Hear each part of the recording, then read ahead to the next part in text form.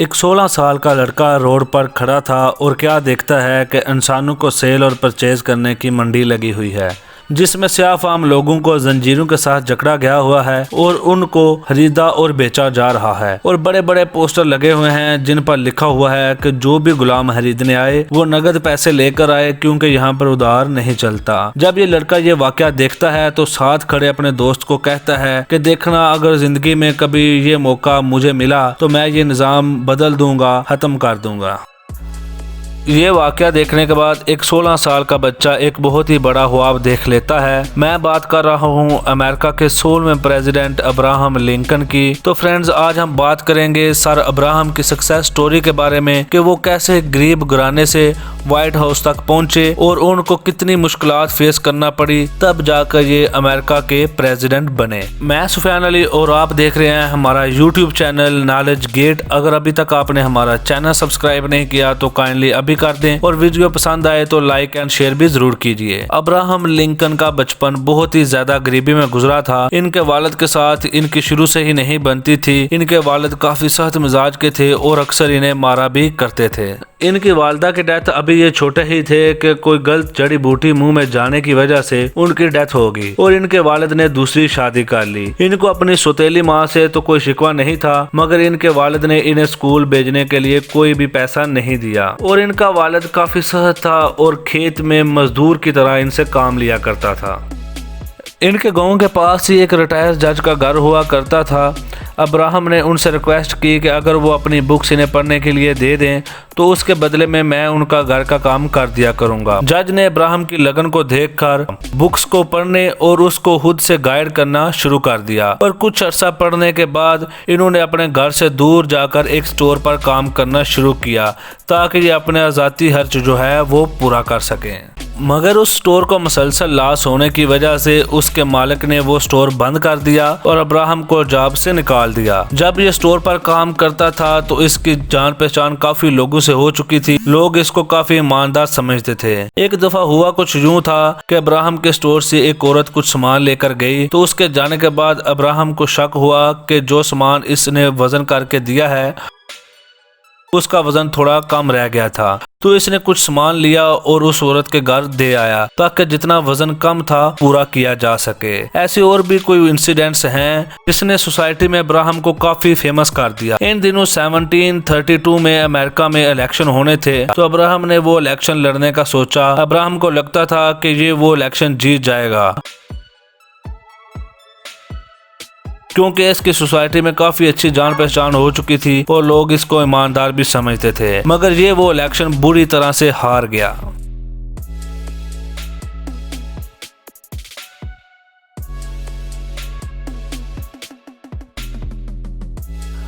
उसके बाद जंगल में लकड़ी काटना शुरू कर दी और बाद में डाकिये का काम भी करता रहा। डाकिया का काम पसंद ना आया तो सर्वे करने वालों के साथ काम पर लग गया, मगर इसमें भी कोई खास पैसे ना मिले तो इसने बॉक्सिंग शुरू कर दी। इसने बॉक्सिंग के काफ़ी मैच खेले और एक दिन न्यू सैलम के रेसलिंग चैंपियन को चैलेंज कर दिया। मगर कहा जाता है कि अब्राहम वो मैच जानबूझकर हार गया ताकि उस चैंपियन की और उसके दोस्तों की हमदर्दी हासिल कर सके। और आने वाले वक्त में उस चैंपियन ने और उसके दोस्तों ने अब्राहम की काफ़ी मदद भी की। मगर सिर्फ दोस्ती से काम नहीं था चल सकता, कुछ पैसे भी चाहिए थे। तो उसने एक दोस्त जिसका नाम हैरी था उसके साथ मिलकर एक स्टोर ओपन किया। स्टोर ओपन करने के बाद जब अब्राहम को थोड़े से पैसे वहाँ से मिले तो इसने फिर से सियासत में हाथ पांव मारना शुरू कर दिए और इसने उसी साल दोबारा से इलेक्शन लड़ने का सोचा। और इस दफा जब इसने इलेक्शन लड़ा तो ये वो इलेक्शन जीत गया और कौमी असम्बली का मेंबर बन गया। मगर इससे अगले साल अब्राहम को दो नाकामियों के और झटके लगे। पहला ये कि अब्राहम के पार्टनर हैरी की डेथ हो गई और जो स्टोर था वो भी लॉस में जाने लगा। दूसरा ये कि अब्राहम जिस लड़की को पसंद करता था और जिससे शादी करना चाहता था उसकी शादी किसी और से हो गई। इन दो वाकया के बाद अब्राहम ने न्यू सैलम को छोड़ा और दूसरे शहर स्प्रिंगफील्ड में चला गया। यहाँ पर आकर इन्होंने वकालत शुरू कर दी। इन्होंने 20 साल तक वकालत की और इनके वकालत के किस्से बहुत ज्यादा फेमस हैं। कहा जाता है कि ये गरीब लोगों से केस लड़ने के पैसे नहीं लिया करते थे और कभी भी झूठा मुकदमा नहीं लड़ा करते थे। एक दफा इन्होंने अपने वकील साथी के साथ मिलकर एक बूढ़ी औरत की जमीन का केस लड़ा। जमीन पर कुछ लोगों ने नाजायज कब्जा कर रखा था। केस जीतने के बाद जब उस औरत ने अब्राहम के साथी को केस लड़ने के पैसे दिए और कहा कि वो अदालत के इस फैसले से बहुत खुश है। जब अब्राहम का साथी वकील जब पैसे लेकर अब्राहम के पास आया और बताया कि वो औरत कह रही है कि वो बहुत खुश है इस फैसले से, तो अब्राहम ने ये कहकर पैसे वापस कर दिए कि वो खुश नहीं है, वो एक दुखी और अकेली औरत है, मैं उससे पैसे नहीं लूंगा, तुम अपना हिस्सा रख कर मेरे हिस्से के पैसे उस औरत को वापस कर दो। ऐसे ही अब्राहम के और वकालत के बहुत सारे किस्से फेमस हैं। 1854 में अब्राहम ने फिर से सियासत में कदम रखा। इनकी सियासत का एजेंडा यही था कि गुलामी का निजाम नहीं रहने देंगे और अमेरिका में ये जो स्याह फाम लोगों के साथ हो रहा है उस निजाम को ये खत्म करेंगे। यही वजह है कि ये इलेक्शन बार बार हार जाते थे क्योंकि इनकी पार्टी के ही कुछ लोग इनके साथ नहीं थे और जो वहाँ के अमीर गोरे लोग थे वो भी ये निजाम नहीं चाहते थे। मगर कुछ अर्सा के बाद इनने अपनी ये पार्टी छोड़कर रिपब्लिक स्टेट पार्टी ज्वाइन कर ली। वो पार्टी भी अब्राहम के एजेंडा पर ही काम कर रही थी और जल्द ही अब्राहम के जोश वलवले को देखकर इन्हें पार्टी का सदर मुंतखब कर दिया गया। अब्राहम के मुकाबले में डुगलिस खड़ा था और वो ये कहता था कि अंग्रेज़ जो हैं वो सबसे ज़्यादा बेहतर हैं और वो जिसे चाहें अपना गुलाम रखें और जिसे चाहें वो छोड़ दें। अब्राहम ने उसे इलेक्शन में हराने की बजाय मुबाहसे में हराने का सोचा। अब्राहम और डुगलिस के बीच में 7 मुबाहसे हुए और पूरे अमेरिका में लिंकन और डुगलिस के बारे में बातें होने लगी। अब्राहम और डुगलिस के बीच में 7 मुबाहसे हुए जहाँ पर अब्राहम जो है वो अपने एजेंडे को डिफेंड करता और डुगलिस जो है वो अपने एजेंडे की बातें करता। बड़ी बड़ी तकरीरें होने के बाद बदकिस्मती से अब्राहम जो है वो मुबाहसा भी हार गया, मगर इस वाकया से भी वो मायूस नहीं हुआ। वो जानते थे कि उनकी आवाज पूरे अमेरिका के लोगों तक पहुंच चुकी है और काफी पॉपुलैरिटी भी मिली है, तो आने वाले दिनों में इनकी जीत जरूर होगी। वो जानते थे कि इनकी तकरीरों से गुलामी से निजात की हवा जो है वो तेजी पकड़ चुकी है और कुछ अंग्रेज लोग भी इनके साथ जुड़ चुके हैं। इलेक्शन आने से पहले अब्राहम ने गुलामी के खिलाफ कैंपेन चलाई जिसमें वो ये कहता था कि अगर आप स्याह फाम लोगों को इंसान नहीं समझते तो फिर आप उन्हें गुलाम रख सकते हैं, अगर आप उन्हें इंसान समझते हैं तो उन्हें जीने का पूरा हक है।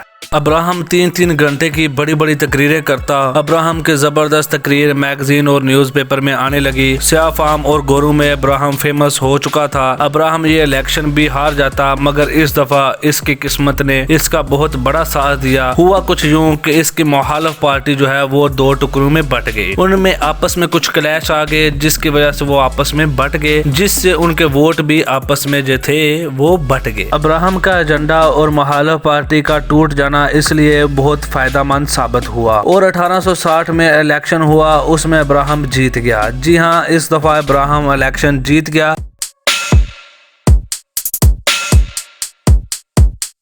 इलेक्शन जीतने के बाद हलफ लेने के लिए अब्राहम को अपने घर से 1600 मील दूर वाशिंगटन जाना था। उन दिनों जहाज तो हुआ नहीं करते थे, भाप से चलने वाली ट्रेन ही हुआ करती थी। जब हलफ लेने के लिए अब्राहम जाना था तो गुलामी के हामियों और इसके मुखालिफिन की तरफ से धमकियां मिलना शुरू हो गयी। अब्राहम को कहा जाता था यहाँ तो इस्तीफा दे दो या फिर तुम्हें कत्ल कर दिया जाएगा। अब्राहम ने किसी की भी बात ना सुनी और वाशिंगटन अपनी जान बचाता हुआ ट्रेन के जरिए पहुंच गया। वाशिंगटन पहुंचने के बाद इन्होंने वहां पर हलफ लिया और इन्हें अमेरिका का 16वां प्रेसिडेंट मुंतखब कर दिया गया। प्रेसिडेंट बनने के बाद इन्होंने अपने एजेंडा पर काम किया और स्याह फाम लोगों को उनके हकूक दिए। जी तो फ्रेंड्स, ये थी आज की हमारी वीडियो। अगर आपको हमारी ये वीडियो पसंद आई हो तो प्लीज लाइक एंड शेयर जरूर कीजिएगा और अगर आपने अभी तक हमारा चैनल सब्सक्राइब नहीं किया तो सब्सक्राइब भी जरूर कीजिएगा। Thanks for watching. हमारी नेक्स्ट वीडियो आने तक हमारे साथ रहिएगा। अल्लाह हाफिज।